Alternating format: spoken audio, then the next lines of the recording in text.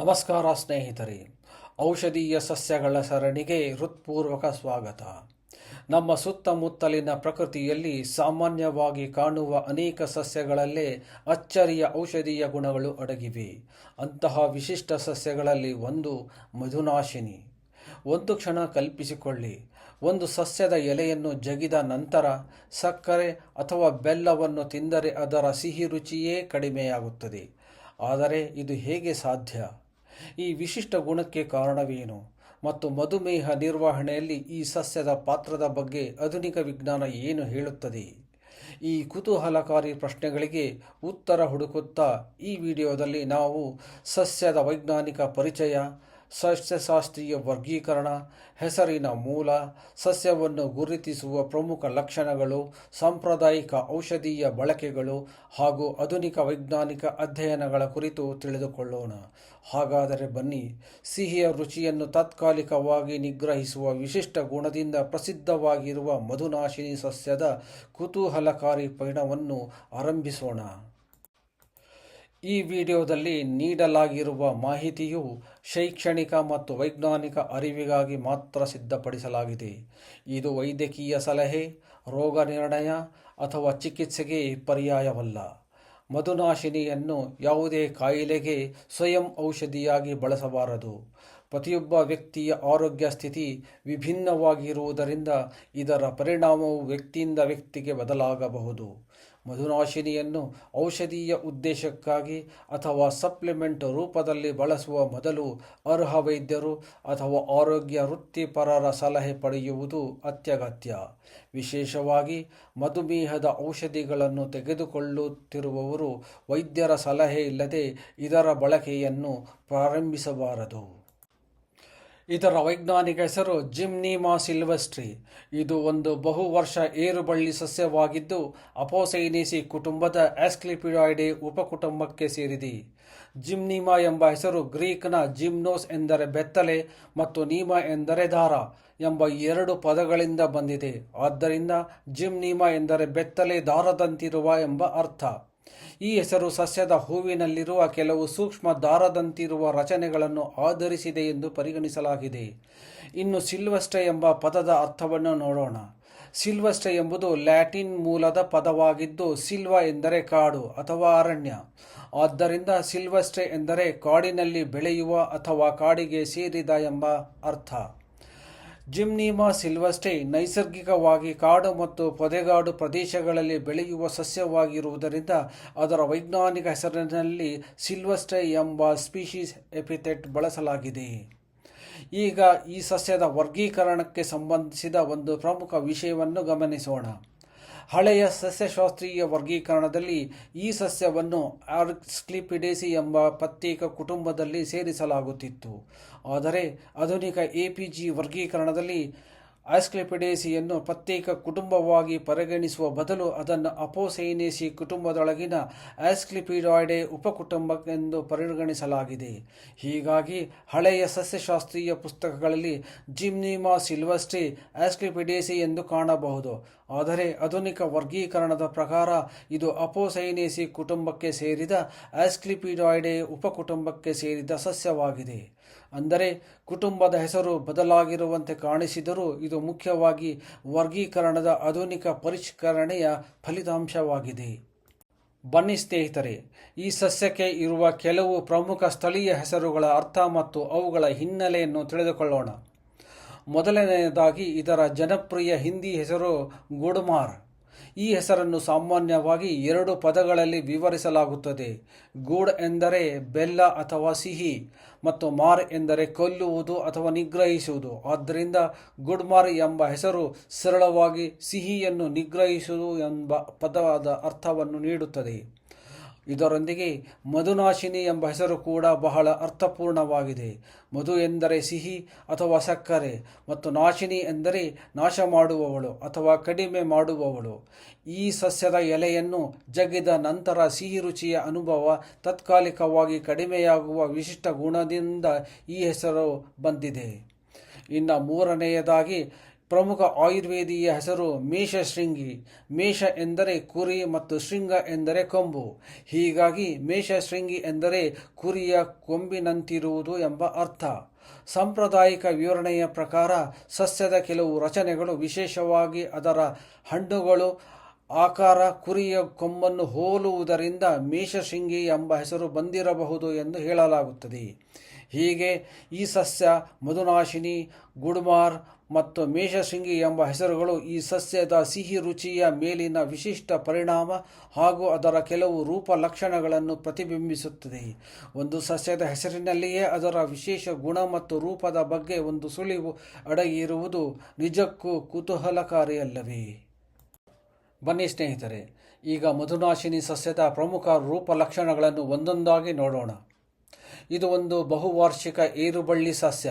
ಇದು ಸಾಮಾನ್ಯವಾಗಿ ಇತರೆ ಸಸ್ಯಗಳು ಅಥವಾ ಪೊದೆಗಳನ್ನು ಆಧಾರವಾಗಿ ಬಳಸಿಕೊಂಡು ಮೇಲಕ್ಕೆ ಹತ್ತಿ ಬೆಳೆಯುತ್ತದೆ.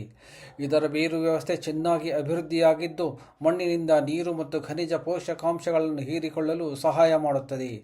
ಇದರ ಕಾಂಡ ತೆಳುವಾಗಿದ್ದು ಉದ್ದವಾಗಿ ಮತ್ತು ಕವಲೊಡೆಯುವ ಸ್ವಭಾವವನ್ನು ಹೊಂದಿದೆ. ಎಳೆಯ ಕಾಂಡಗಳು ಸಾಮಾನ್ಯವಾಗಿ ಹಸಿರು ಬಣ್ಣದಲ್ಲಿರುತ್ತವೆ. ಸಸ್ಯವು ಬೆಳೆಯುತ್ತಾ ಹೋದಂತೆ ಕಾಂಡವು ಸ್ವಲ್ಪ ಗಟ್ಟಿಯ ರೂಪವನ್ನು ಪಡೆಯಬಹುದು.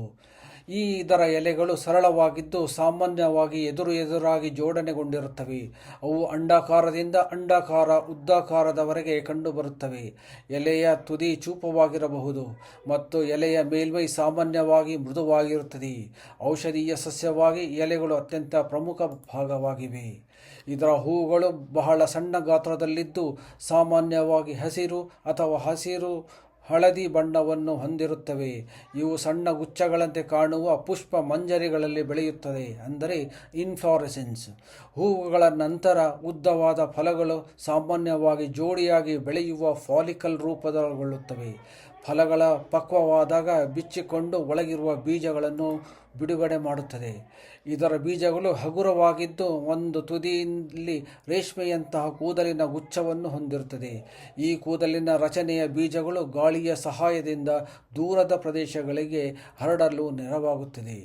ಹೀಗೆ ಬಳ್ಳಿ ಸ್ವರೂಪದ ಬೆಳವಣಿಗೆಯಿಂದ ಹಿಡಿದು ಎದುರಾಗಿರುವ ಜೋಡಣೆಗೊಂಡ ಎಲೆಗಳು, ಸಣ್ಣ ಹೂಗಳು, ಜೋಡಿಯಾಗಿ ಬೆಳೆಯುವ ಉದ್ದವಾದ ಹಣ್ಣುಗಳು ಮತ್ತು ಗಾಳಿಯ ಮೂಲಕ ಹರಡುವ ಬೀಜಗಳವರೆಗೆ ಈ ಸಸ್ಯ ತನ್ನದೇ ಆದ ವಿಶಿಷ್ಟ ರೂಪಲಕ್ಷಣಗಳನ್ನು ಹೊಂದಿದೆ.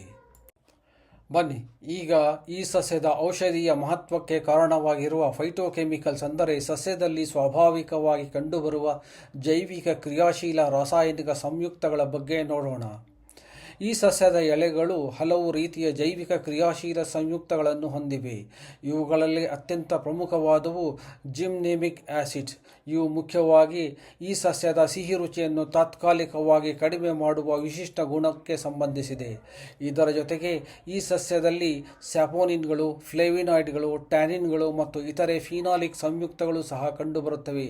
ಈ ಸಂಯುಕ್ತಗಳು ಸಸ್ಯದ ವಿವಿಧ ಜೈವಿಕ ಕ್ರಿಯೆಗಳಲ್ಲಿ ಪಾತ್ರವಹಿಸುವ ಸಾಧ್ಯತೆಯ ಕುರಿತು ಸಂಶೋಧನೆಗಳು ನಡೆಯುತ್ತಿವೆ. ವಿಶೇಷವಾಗಿ ಜಿಮ್ನೇಮಿಕ್ ಆಸಿಡ್ಸ್ ನಾಲಿಗೆಯಲ್ಲಿ ಸಿಹಿ ರುಚಿ ಗ್ರಾಹಕಗಳೊಂದಿಗೆ ಪರಸ್ಪರ ಕ್ರಿಯೆ ನಡೆಸುವುದರಿಂದ ಸಿಹಿ ರುಚಿಯ ಅನುಭವವು ಸ್ವಲ್ಪ ಸಮಯದವರೆಗೆ ಕಡಿಮೆಯಾಗಬಹುದು. ಇದೇ ಈ ಸಸ್ಯದ ಅತ್ಯಂತ ವಿಶಿಷ್ಟ ರಾಸಾಯನಿಕ ಜೈವಿಕ ಲಕ್ಷಣಗಳಲ್ಲಿ ಒಂದಾಗಿದೆ. ಆದರೆ ಇಲ್ಲಿ ಒಂದು ಮುಖ್ಯ ವಿಷಯವನ್ನು ನೆನಪಿಡಬೇಕು. ಪ್ರಯೋಗಾಲಯ ಮತ್ತು ಕೆಲವು ಪ್ರಾಣಿ ಹಾಗೂ ಮಾನವ ಅಧ್ಯಯನಗಳಲ್ಲಿ ಈ ಸಂಯುಕ್ತಗಳ ವಿವಿಧ ಜೈವಿಕ ಪರಿಣಾಮಗಳನ್ನು ಅಧ್ಯಯನ ಮಾಡಲಾಗಿದ್ದರೂ ಪ್ರತಿಯೊಂದು ಫೈಟೋಕೆಮಿಕಲ್ಗಳ ಚಿಕಿತ್ಸಾ ಪರಿಣಾಮವನ್ನು ಮಾನವರಲ್ಲಿ ಖಚಿತವಾಗಿ ದೃಢೀಕರಿಸಲಾಗಿದೆ ಎಂದು ಹೇಳಲು ಸಾಧ್ಯವಿಲ್ಲ. ಹೀಗಾಗಿ ಈ ಸಸ್ಯದ ಔಷಧೀಯ ಸಾಮರ್ಥ್ಯವನ್ನು ಅರ್ಥ ಮಾಡಿಕೊಳ್ಳುವಲ್ಲಿ ಜಿಮ್ನೇಮಿಕ್ ಆಸಿಡ್ ಸೇರಿದಂತೆ ಇತರ ಸಂಪೂರ್ಣ ಫೈಟೋಕೆಮಿಕಲ್ ಪ್ರೊಫೈಲ್ ಬಹಳ ಮುಖ್ಯವಾಗಿ ಸಂಶೋಧನಾ ವಿಷಯವಾಗಿದೆ.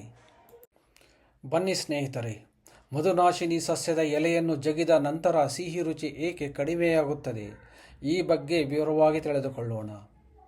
ಮಧುನಾಶಿನಿ ಸಸ್ಯದ ಎಲೆಯನ್ನು ಜಗಿದಾಗ ನಮ್ಮ ರುಚಿ ಗ್ರಂಥಿಗಳು, ಅಂದರೆ ಟೇಸ್ಟ್ ಬಡ್ಸ್ ನಾಶವಾಗುವುದಿಲ್ಲ.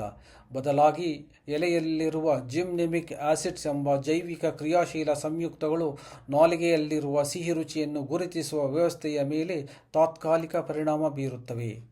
ನಮ್ಮ ನಾಲಿಗೆಯಲ್ಲಿರುವ ಟೇಸ್ಟ್ ಬಡ್ಗಳಲ್ಲಿ ವಿವಿಧ ರೀತಿಯ ರುಚಿಗ್ರಾಹಕ ಕೋಶಗಳಿವೆ. ಸಿಹಿ ರುಚಿಯನ್ನು ಗುರುತಿಸುವ ಪ್ರಮುಖ ರಿಸೆಪ್ಟಾರ್ ಪ್ರೋಟೀನ್ಗಳು ಸೇರಿವೆ. ಸಾಮಾನ್ಯವಾಗಿ ನಾವು ಸಕ್ಕರೆ ಅಥವಾ ಬೆಲ್ಲವನ್ನು ಸೇವಿಸಿದಾಗ ಅದರಲ್ಲಿರುವ ಸಿಹಿ ಅಣುಗಳು ಈ ರಿಸೆಪ್ಟಾರ್ಗಳೊಂದಿಗೆ ಸಂವಹನ ನಡೆಸುತ್ತವೆ. ಇದರಿಂದ ರುಚಿ ಕೋಶಗಳಲ್ಲಿ ಸಿಗ್ನಲ್ ಉಂಟಾಗಿ ಅದು ನರಗಳ ಮೂಲಕ ಮೆದುಳಿಗೆ ತಲುಪುತ್ತದೆ. ಇದರ ಪರಿಣಾಮವಾಗಿ ನಮಗೆ ಸಿಹಿ ಎಂಬ ರುಚಿಯ ಅನುಭವ ಉಂಟಾಗುತ್ತದೆ. ಆದರೆ ಮಧುನಾಶಿನಿ ಎಲೆಯನ್ನು ಜಗಿದ ನಂತರ ಪರಿಸ್ಥಿತಿ ಸ್ವಲ್ಪ ಭಿನ್ನವಾಗುತ್ತದೆ. ಎಲೆಯಿಂದ ಬಿಡುಗಡೆಯಾಗುವ ಜಿಮ್ನಿಮಿಕ್ ಆಸಿಡ್ಸ್ ಸಿಹಿ ರುಚಿಯ ರಿಸೆಪ್ಟಾರ್ಗಳೊಂದಿಗೆ ಪರಸ್ಪರ ಕ್ರಿಯೆ ನಡೆಸಿ ಸಿಹಿ ಅಣುಗಳಿಗೆ ರಿಸೆಪ್ಟಾರ್ಸ್ ನೀಡುವ ಸಾಮಾನ್ಯ ಪ್ರಕ್ರಿಯೆಯನ್ನು ತಾತ್ಕಾಲಿಕವಾಗಿ ಕಡಿಮೆ ಮಾಡುತ್ತದೆ. ಇದರಿಂದ ನಾಲಿಗೆಯಿಂದ ಮೆದುಳಿಗೆ ಸಾಗುವ ಸಿಹಿ ರುಚಿಯ ಸಿಗ್ನಲ್ ಕಡಿಮೆಯಾಗುತ್ತದೆ. ಹಾಗಾಗಿ ಸಕ್ಕರೆ ಅಥವಾ ಬೆಲ್ಲವನ್ನು ತಿಂದರೂ ಅದರ ಸಿಹಿತನ ಬಹಳ ಕಡಿಮೆಯಾದ ಅನುಭವವಾಗುತ್ತದೆ. ಮುಖ್ಯವಾಗಿ ಗಮನಿಸಬೇಕಾದ ವಿಷಯವೆಂದರೆ ಈ ಪರಿಣಾಮ ಶಾಶ್ವತವಲ್ಲ. ಜಿಮ್ನಿಮಿಕ್ ಆಸಿಡ್ನ ಪರಿಣಾಮ ಕಡಿಮೆಯಾದ ನಂತರ ಸಿಹಿ ರುಚಿಯನ್ನು ಗ್ರಹಿಸುವ ಸಾಮರ್ಥ್ಯ ನಿಧಾನವಾಗಿ ಸಾಮಾನ್ಯ ಸ್ಥಿತಿಗೆ ಮರಳುತ್ತದೆ. ಆಯುರ್ವೇದದಲ್ಲಿ ಮಧುನಾಶಿನಿಯನ್ನು ಮಧುಮೇಹ ಅಥವಾ ಪ್ರಮೇಹಕ್ಕೆ ಸಂಬಂಧಿಸಿದ ಸಮಸ್ಯೆಗಳಲ್ಲಿ, ವಿಶೇಷವಾಗಿ ರಕ್ತದಲ್ಲಿನ ಸಕ್ಕರೆ ನಿಯಂತ್ರಣದ ಉದ್ದೇಶದಿಂದ ಬಳಸಿರುವ ಉಲ್ಲೇಖಗಳಿವೆ. ಸಿಹಿ ಪದಾರ್ಥಗಳ ಮೇಲಿನ ಅತಿಯಾದ ಬಯಕೆಯನ್ನು ಕಡಿಮೆ ಮಾಡಲು ಕೂಡ ಇದರ ಬಳಕೆಯನ್ನು ಕಾಣಬಹುದು. ಇದರ ಜೊತೆಗೆ ಅಜೀರ್ಣ ಮತ್ತು ಜೀರ್ಣಕ್ರಿಯೆಯ ತೊಂದರೆಗಳು ಹಾಗೂ ಹಸಿವು ಮತ್ತು ಆಹಾರ ಸೇವನೆಯ ನಿಯಂತ್ರಣ ಸಂಬಂಧಿಸಿದಂತೆ ಕೆಲವು ಸಾಂಪ್ರದಾಯಿಕ ಬಳಕೆಗಳಿವೆ. ಕೆಲವು ಪದ್ಧತಿಗಳಲ್ಲಿ ಈ ಸಸ್ಯವನ್ನು ಕ್ರಿಮಿನಾಶಕವಾಗಿ ಅಥವಾ ಉರಿಯೂತಕ್ಕೆ ಸಂಬಂಧಿಸಿದ ಸಮಸ್ಯೆಗಳಲ್ಲಿ ಬಳಸಿರುವ ಉಲ್ಲೇಖಗಳೂ ದೊರೆಯುತ್ತವೆ. ಇನ್ನು ರುಕ್ಕತ್ತಿನ ಆರೋಗ್ಯ ಮತ್ತು ಬಾಯಿಯ ಕೆಲವು ಸಮಸ್ಯೆಗಳಿಗೆ ಇದರ ಎಲೆಗಳನ್ನು ಬಳಸಿರುವ ಮಾಹಿತಿಯೂ ಕಂಡುಬರುತ್ತದೆ. ಒಟ್ಟಿನಲ್ಲಿ ಮಧುನಾಶಿನಿ ಬಗ್ಗೆ ಸಾಂಪ್ರದಾಯಿಕ ವೈದ್ಯ ಪದ್ಧತಿಗಳಲ್ಲಿ ಹಲವು ಬಳಕೆಗಳಿವೆ. ಆದರೆ ಈ ಎಲ್ಲ ಬಳಕೆಗಳಿಗೆ ಆಧುನಿಕ ವಿಜ್ಞಾನದ ಸಮಾನ ಮಟ್ಟದ ದೃಢವಾದ ಸಾಕ್ಷ್ಯ ಲಭ್ಯವಿಲ್ಲ. ಆದ್ದರಿಂದ ಸಾಂಪ್ರದಾಯಿಕ ಬಳಕೆ ಮತ್ತು ವೈಜ್ಞಾನಿಕವಾಗಿ ದೃಢೀಕರಿಸಲ್ಪಟ್ಟ ಪರಿಣಾಮಗಳ ನಡುವಿನ ವ್ಯತ್ಯಾಸವನ್ನು ತಿಳಿದುಕೊಳ್ಳುವುದು ಅತಿ ಮುಖ್ಯ. ಬನ್ನಿ, ಮಧುನಾಶಿನಿಯನ್ನು ಯಾರೆಲ್ಲ ಬಳಸಬಾರದು ಎಂಬುದನ್ನು ಇಲ್ಲಿ ನೋಡೋಣ. ಮೊದಲನೆಯದಾಗಿ, ಗರ್ಭಿಣಿಯರು ಮತ್ತು ಸ್ತನ್ಯಪಾನ ಮಾಡುತ್ತಿರುವವರು ವೈದ್ಯರ ಸಲಹೆ ಇಲ್ಲದೆ ಇದನ್ನು ಬಳಸಬಾರದು. ಮಧುಮೇಹದ ಔಷಧಿಗಳು ಅಥವಾ ಇನ್ಸುಲಿನ್ ಬಳಸುತ್ತಿರುವವರು ಕೂಡ ವಿಶೇಷ ಎಚ್ಚರಿಕೆ ವಹಿಸಬೇಕು. ಅದೇ ರೀತಿ ಶಸ್ತ್ರಚಿಕಿತ್ಸೆಗೆ ಸಿದ್ಧರಾಗಿರುವವರು, ಮಕ್ಕಳು, ರುಕ್ಕತ್ತು ಸೇರಿದಂತೆ ಪ್ರಮುಖ ಆರೋಗ್ಯ ಸಮಸ್ಯೆಗಳನ್ನು ಹೊಂದಿರುವವರು ಅಥವಾ ಹಲವು ಪ್ರಿಸ್ಕ್ರಿಪ್ಷನ್ ಮೆಡಿಸಿನ್ಗಳನ್ನು ತೆಗೆದುಕೊಳ್ಳುತ್ತಿರುವವರು ವೈದ್ಯರ ಸಲಹೆ ಪಡೆಯುವುದು ಸುರಕ್ಷಿತ ಮಾರ್ಗವಾಗಿದೆ. ಸ್ನೇಹಿತರೆ, ಇಲ್ಲಿಯವರೆಗೆ ನಾವು ಮಧುನಾಶಿನಿ ಸಸ್ಯದ ವಿವಿಧ ಆಯಾಮಗಳನ್ನು ತಿಳಿದುಕೊಂಡಿದ್ದೇವೆ. ಈಗ ಇದರ ವೈಜ್ಞಾನಿಕ ಮಹತ್ವವನ್ನು ಸಂಕ್ಷಿಪ್ತವಾಗಿ ನೋಡೋಣ. ಮಧುನಾಶಿನಿಯ ಸಾಂಪ್ರದಾಯಿಕ ಔಷಧೀಯ ಬಳಕೆ ಮತ್ತು ಅದರಲ್ಲಿರುವ ವಿವಿಧ ಬಯೋಆಕ್ಟಿವ್ ಕಾಂಪೌಂಡ್ಸ್ ಆಧುನಿಕ ವಿಜ್ಞಾನದಲ್ಲಿ ಆಸಕ್ತಿದಾಯಕ ಸಂಶೋಧನೆಗೆ ಕಾರಣವಾಗಿದೆ. ವಿಶೇಷವಾಗಿ ಜಿಮ್ನಿಮಿಕ್ ಆಸಿಡ್ಸ್ ಮತ್ತು ಗ್ಲೂಕೋಸ್ ಮೆಟಬಾಲಿಸಮ್ ನಡುವಿನ ಸಂಬಂಧದ ಕುರಿತು ಸಂಶೋಧನೆಗಳು ಮುಂದುವರಿಯುತ್ತಿವೆ. ಇದರ ಚಿಕಿತ್ಸಾ ಪರಿಣಾಮಕಾರಿತ್ವ ಮತ್ತು ದೀರ್ಘಕಾಲೀನ ಸುರಕ್ಷತೆಯನ್ನು ಖಚಿತಪಡಿಸಲು ಇನ್ನಷ್ಟು ಉತ್ತಮ ಗುಣಮಟ್ಟದ ಮಾನವ ಅಧ್ಯಯನಗಳ ಅಗತ್ಯವಿದೆ. ಸಾಂಪ್ರದಾಯಿಕ ಜ್ಞಾನದಿಂದ ಆಧುನಿಕ ವೈಜ್ಞಾನಿಕ ಸಂಶೋಧನೆಯವರೆಗೆ ಮಧುನಾಶಿನಿ ನಮಗೆ ಒಂದು ಮಹತ್ವದ ಪಾಠವನ್ನು ಕಲಿಸುತ್ತದೆ. ಪ್ರಕೃತಿಯ ಪ್ರತಿಯೊಂದು ಸಸ್ಯವು ವಿಜ್ಞಾನಕ್ಕೆ ಹೊಸ ಪ್ರಶ್ನೆಗಳನ್ನು ಕೇಳುತ್ತದೆ.